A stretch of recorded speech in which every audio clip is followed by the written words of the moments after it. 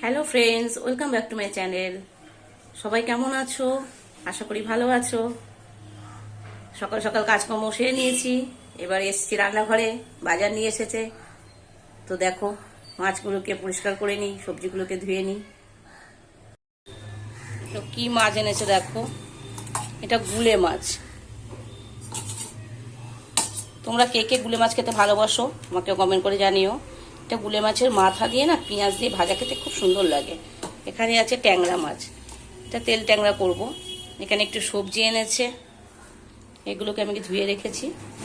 চলো মাছটা ধুয়ে নিই। তো মাছটা ধুয়ে নিয়ে এক পাত্রে করে নিয়েছি। দেখো আমি একটু নুন হলুদ মাখিয়ে নিই।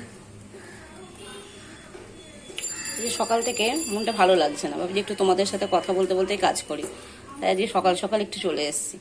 আর দেখো আমি নুন হলুদ যখন মাছে মাখাই তো একটু তেল মাখিয়ে নিই। তেল মাখানোর কারণটা হচ্ছে মাছগুলো না কড়াতে ভাজার সময় লেগে যায় না, ওই জন্য আমি এটা করে নিই। তোমরাও এটা করে দেখো।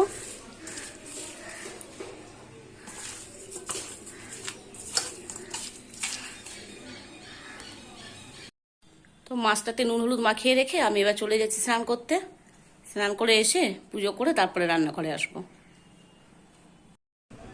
তো আমি স্নান করে ঠাকুর ঘরে চলে এসেছি, এবার পুজোটা করে নিই।